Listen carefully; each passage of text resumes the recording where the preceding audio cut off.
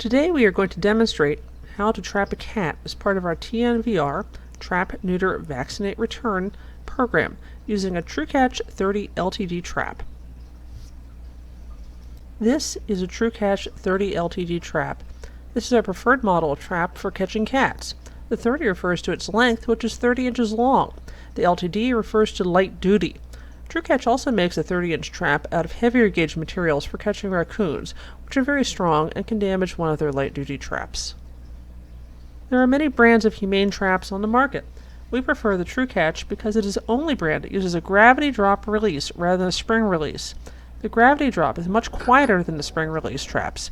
It is also less likely to catch a tail or a young kitten following its mother in the door when the trap closes.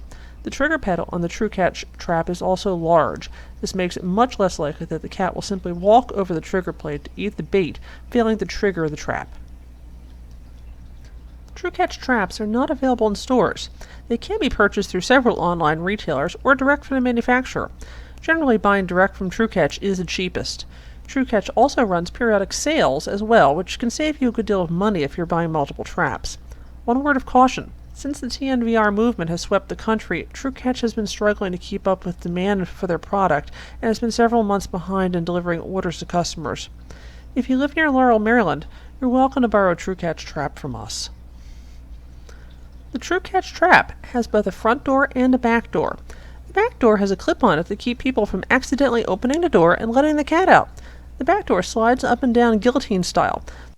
The first thing we are going to do is take the clip off of the back of the trap, open the door, and line the trap with newspaper. The newspaper makes the trap more comfortable for the cat and also makes it easier for you to clean the trap. Fold the newspaper into appropriate shape and size. If it is windy, you may need to tape the pages together. Once the trap is lined, place a tablespoon of tuna or wet cat food in the very back of the trap. It is important to have the food back as far in the trap as possible so the cat will stand on the trip pedal when eating.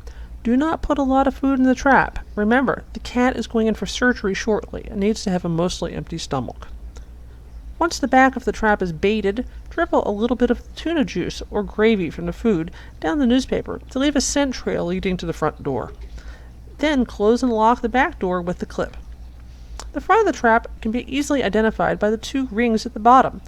Grab one ring with each hand and slide them both up to the top.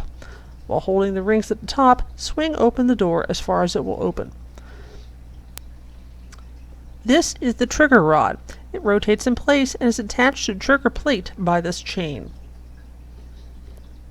While holding the door open all the way, rotate the trigger rod so that the end piece is parallel to the ground. While holding it in that position, slowly lower the door against it. Friction will now hold the door open until the trap is triggered. Place the trap in the location where the cat is normally fed. Be sure that you have withheld food for 24 to 48 hours before trapping, and ask any neighbors who are also feeding the cat to do the same. The cat needs to be hungry to go into the trap. Cover the back of the trap. Be sure the cover is not close enough to the front that it could get caught in the door and keep the rings from falling on the way down. It is critical that you tend this trap while trapping, so that a trapped animal is not left out in the elements.